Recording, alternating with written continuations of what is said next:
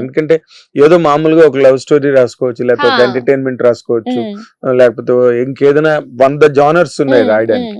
But తను ఎక్కడో తన చైల్డ్హుడ్ లో చూసిందో ఎక్కడో కనెక్ట్ అయ్యాడు. But very useful. ఈ రోజున తెలంగాణ మారుమూల ప్రాంతాలలో చదువు గురించి అంత తపన పడ్డారు.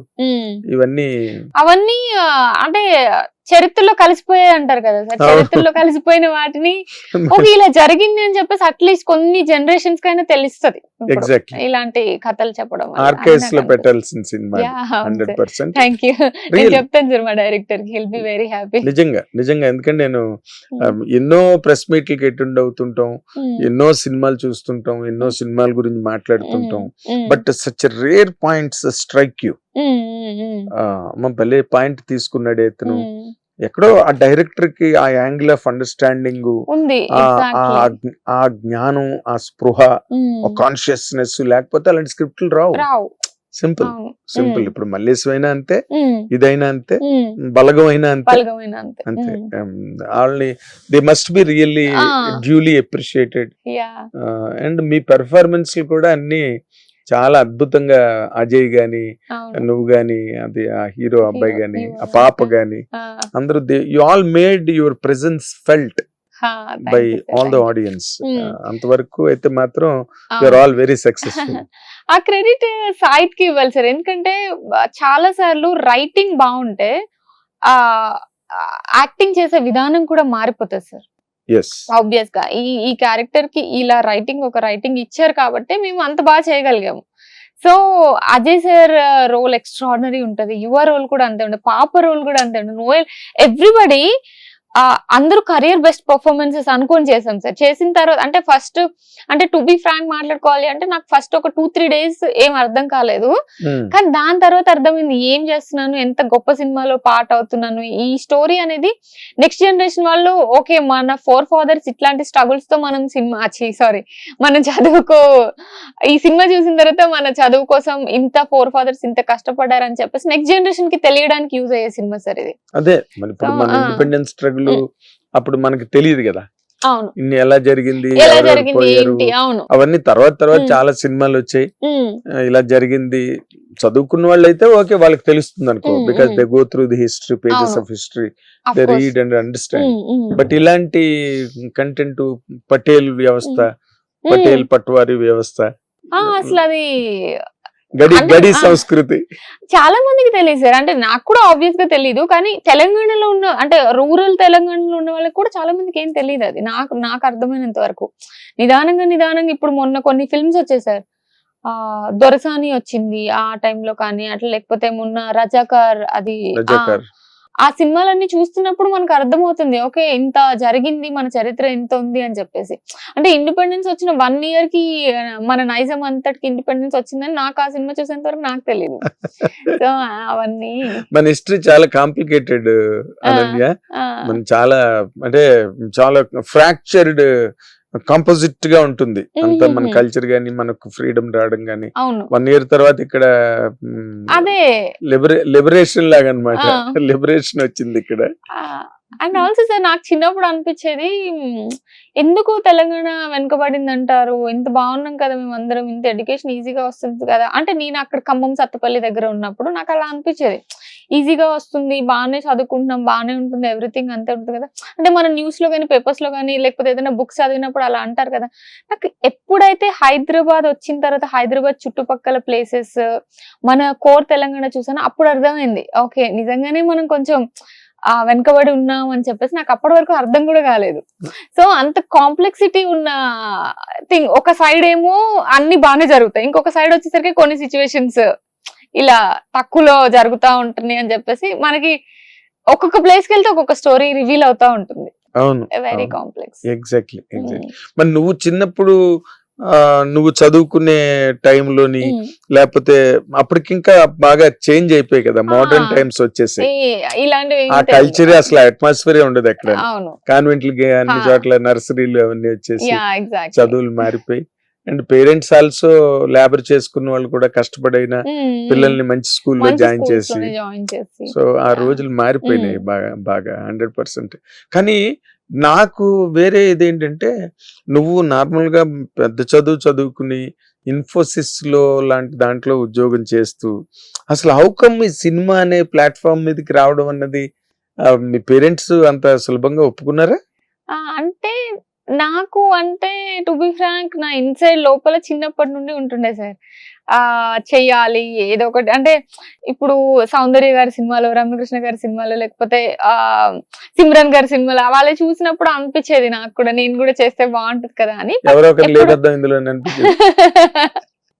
లేదు నేను ఎలా అనుకునేదాన్ని అంటే ఆహా ఈ సీన్ ఇలా వస్తే ఇలా చేయాలి అని చెప్పి నాకు నేనే చిన్నప్పుడు వెరీ ఒక 7-8 years ఉన్నప్పుడు అలా అలా ఎందుకు వచ్చిందో నాకు తెలీదు. అప్పటి వరకే వచ్చింది అంతే. తర్వాత ఎప్పుడు ధైర్యం చేయలేదు, ఎవరికి చెప్పడానికి ధైర్యం చేయలేదు. నేను కూడా అసలు ఆ థాట్ లో కూడా ఎప్పుడు లేను. అంటే చదువుకోవాలి ఫుల్ గా, అంటే ఆబ్వియస్ గా తెలుసు కదా ఫుల్ క్లాస్ ఫస్ట్ రావాలి, కాలేజ్ ఫస్ట్ రావాలి, తర్వాత మంచి జాబ్ తెచ్చుకోవాలి, అక్కడి వరకే ఉండే థాట్ ప్రాసెస్. ఎప్పుడైతే ఇన్ఫోసిస్ లో జాబ్ వచ్చిందో అప్పటి నుండి ఇంకంతా సెట్ అయిపోయింది కదా, అప్పుడు నా డ్రీమ్ మీద ఫోకస్ చేయాలి అని నాకు చాలా ఎక్కువ అనిపించింది. సో ఇన్ఫోసిస్ లో జాబ్ వచ్చిన తర్వాత ఒక 3 months కి అట్లా ఓకే మేబీ ఫిల్మ్స్ అంత ఇంట్లో ఒప్పుకోరేమో, ఫస్ట్ షార్ట్ ఫిల్మ్స్ ట్రై చేద్దాం అనుకున్నాను సార్. సో అట్లా ఆఫీస్ కి 1 day 2 days లీవ్ పెట్టేసి అట్లా జాబ్ చేస్తూ ఒక షార్ట్ ఫిల్మ్ చేశారు. షార్ట్ ఫిల్మ్ చేసిన తర్వాత ఆ ట్రైలర్ రిలీజ్ అయినప్పుడు నాకు ఇంకా గుర్తు, నా కజిన్స్ అందరూ అరే భలే యాక్ట్ చేసావు, ఫస్ట్ టైం కదా, ఇంత బాగా ఎలా చేసావు అది ఇది అని చెప్పేసి మా అన్న కూడా అన్నాడు. అప్పుడు నాకు ఒక కాన్ఫిడెన్స్ వచ్చింది, ఓకే ఐ కెన్ యాక్ట్ అని చెప్పి నాకు కొంచెం కాన్ఫిడెన్స్ వచ్చింది. తర్వాత ఏదో ఒక ఇంకొక షార్ట్ ఫిల్మ్ చేశాను సార్, షాదీ అని చెప్పేసి. అది సైమాకి నామినేట్ అయింది. ఆ టైంలో బెస్ట్ యాక్ట్రెస్ గా నేను నామినేట్ అయ్యాను. సైమా అప్పట్లో సైమా షార్ట్ ఫిల్మ్ అవార్డ్స్ ఇచ్చేవాళ్ళు 2018-19 ఆ టైంలో. సో అప్పుడు నామినేట్ అయినప్పుడు అప్పుడు కొంచెం ఇంట్రెస్ట్ వచ్చింది. ఓకే నేను చేయగలను, ఇప్పుడు ఏదో ఒకటి చేయాలని చెప్పేసి నేను ఒక యాక్టింగ్ ఇన్స్టిట్యూట్ జాయిన్ అయ్యాను సార్, మణికొండలోని యాక్టింగ్ రీసెర్చ్ సెంటర్ అని. అంటే ఐ స్టిల్ రిమెంబర్ అప్పట్లో ఓకే ఏదో ఒకటి చేయాలి. అప్పుడు మనకి డబ్ స్మాష్ అవి వచ్చాయి. నేను ఆ వీడియోస్ అన్నా చేద్దాము, షార్ట్ ఫిల్మ్స్ అన్నా చేద్దాం, ఏదో ఒకటి యాక్టింగ్ లోనే ఉందాము అని చెప్పి కొంచెం అనుకునేదాన్ని. తర్వాత ఎప్పుడైతే యాక్టింగ్ కొంచెం నేర్చుకుందాము అని చెప్పేసి టిఎన్ఆర్ గారి ఇంటర్వ్యూ వచ్చింది సార్ మా యాక్టింగ్ రీసెర్చ్ సెంటర్ సార్ తో. అది చూసిన తర్వాత ఇన్స్పైర్ అయ్యాను, ఓకే ఫస్ట్ దీంట్లో అయితే జాయిన్ అవుదాం అని చెప్పేసి. సో వెళ్ళి మార్నింగ్ ఒక 8 నుంచి 11-12 వరకు యాక్టింగ్ ఇన్స్టిట్యూట్ లో జాయిన్ అయ్యి తర్వాత ఆఫీస్కి వెళ్ళడం అలా చేశాను కొన్ని months. 2 months అలా చేశాను. చేసిన తర్వాత లక్కీలీ మల్లేశం మేకర్స్ అక్కడికి వచ్చారు, ఆ యాక్టింగ్ ఇన్స్టిట్యూట్ కి వచ్చారు. జస్ట్ వాళ్ళు లీడ్ యాక్టర్ కోసం చూస్తున్నప్పుడు మా సార్ కాస్టింగ్ చేసేవాళ్ళు, మహేష్ సార్ అని చెప్పేసి. సార్ కాస్టింగ్ చేస్తూ చాలా మందిని చూసారు సార్. వాళ్ళు చూసినప్పుడు మరి వాళ్ళకి ఏదో సెట్ అవ్వట్లేదు. అయితే సరే అనన్య, అక్కడ యాక్టింగ్ ఇన్స్టిట్యూట్ లో ఒక 3 girls ఉన్నారేమో ఆ టైంలో. సరే అనన్య కూడా ఉంది కదా, కొంచెం సిమిలర్ ఏజ్ లో ఉంది, తనని ఒకసారి తీసుకుందాం అన్నారు. అప్పుడు మా డైరెక్టర్ అన్నారు, అసలు తిను సాఫ్ట్వేర్ చేస్తుంది, అక్కడ కల్చర్ ఎలా ఉంటుందో తెలీదు, ఫస్ట్ తెలంగాణ స్లాంగ్ రాదు, నేను సింగ్ సౌండ్ లో చేస్తున్నాను సినిమా, తెలంగాణ స్లాంగ్ అస్సలు రాదు, ఎలా సూట్ అవుతుంది, తను సూట్ అవ్వదు అన్నారు. అప్పుడు మా సార్ ఒక చిన్న ఆడిషన్ తీసుకుందాం సార్ ఫస్ట్ అని చెప్పేసి మా డైరెక్టర్ రాజ్ అన్నారు. తీసుకున్నారు కానీ అంత వర్కౌట్ అవ్వలేదు first time, to be frank చెప్పాలని. అంటే నేను కూడా నాకు ఎలా ఉంటారు, సారీ కట్టుకోవడము ఏదో లైఫ్ లో ఒక 3-4 times కట్టుకొని ఉంటాం. సో నాకేమీ ఐడియా కూడా రాలేదు, ఇది ఇలా చేయొచ్చా అలా చేయొచ్చా అని చెప్పేసి.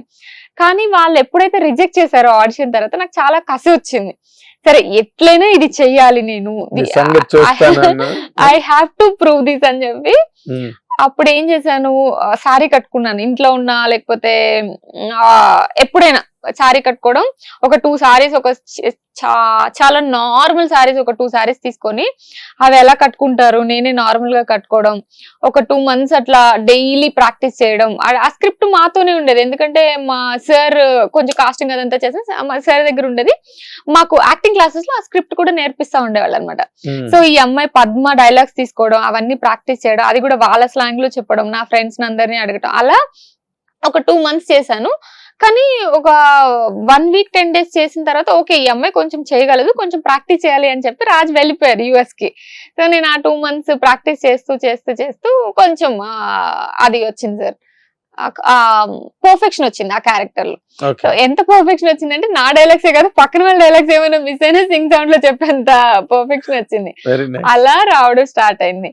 ఇంట్లో మాత్రం స్టార్టింగ్ చెప్పలేదు సార్, నేను అసలు ఏం చెప్పలేదు. షూటింగ్ అయిపోయేంత వరకు నేను జస్ట్ ఆఫీస్ లో లీవ్ తీసుకొని వేరే దగ్గర ఉంటున్నా, ఐ మీన్ వేరే క్యాంపస్ కి నన్ను చేశారని చెప్పేసి ట్రాన్స్ఫర్ చేశారని చెప్పేసి వెళ్ళిపోయి షూటింగ్ చేశాను ఫస్ట్ అయితే. షూట్ చేసిన తర్వాత మేబీ రిలీజ్ కి ఒక 1 month, ఇంకా అప్పుడు దాచలేను కదా, ఒక 1 month ముందు ఫస్ట్ మా బ్రదర్ కి చెప్పాను ఇట్లా చేశాను అని చెప్పేసి. కొంచెం కంగారు పడ్డాడు, కానీ చేసిన తర్వాత ఇంకా వాళ్ళు ఏం చేయలేరు కదా, కొంచెం కంగారు పడ్డాడు. మా మమ్మీ అయితే చాలా సీరియస్ అయింది, అసలు సినిమాలు ఎలా చేస్తావు ఏంటి అది అని చెప్పేసి. ఒక 5-6 months చాలా గొడవలు అవి ఇవి నడిచాయి. అప్పటికి సినిమా ఇంకేం రిలీజ్ అవ్వలేదు, ఒక 5-6 months గొడవలు అయితే నడుస్తా ఉన్నాయి. ఇంకా సినిమా ఆపించడానికి ట్రై చేశారా? అంత చేయలేదు సార్. ఎందుకు చేసావు, అందరికి ఏం చెప్పాలి, అట్లా ఇట్లా చాలా గొడవలు అయ్యాయి. Traditional family, very traditional sir, ఇప్పటికి కూడా. మధ్యలో నేను ఒక్కదాన్ని ఫ్యామిలీ మొత్తంలో. అంటే అస్సలు మా మమ్మీ జస్ట్ ఇంట్లోంచి బయటికి రావడానికి 1 week ఒకసారి, 10 days ఒకసారి వచ్చే మా మమ్మీ ఫంక్షన్స్ కి కూడా చాలా తక్కువ వెళ్తది. అంత ఎప్పుడు పూజలు అలా ఆ కైండ్ లో కొంచెం డివోషనల్ కైండ్స్ ఉంటారు ఇంట్లో అంతా. సో అట్లాంటి ఫ్యామిలీ నుంచి నేను ఒక్కదాన్ని వచ్చానంటే ఇప్పటికీ అందరు షాక్ అవుతారు, అసలు నువ్వెలా పుట్టావు మా విష్ణుకి అంటారు అందరు. మా మమ్మీ పేరు విష్ణుప్రియ, విష్ణుప్రియ. అందుకని అట్లా అస్సలు బయటకి రాదు కదా తను, నువ్వు ఎట్లా పుట్టావు అని అంటారు. సో అలా మా మమ్మీది నాది కలిపి నేనే తిరిగేస్తున్నా అని చెప్తాను. మీ మమ్మీ అకౌంట్ కూడా నేనే తీసుకొని మొత్తం నేనే చేస్తున్నా.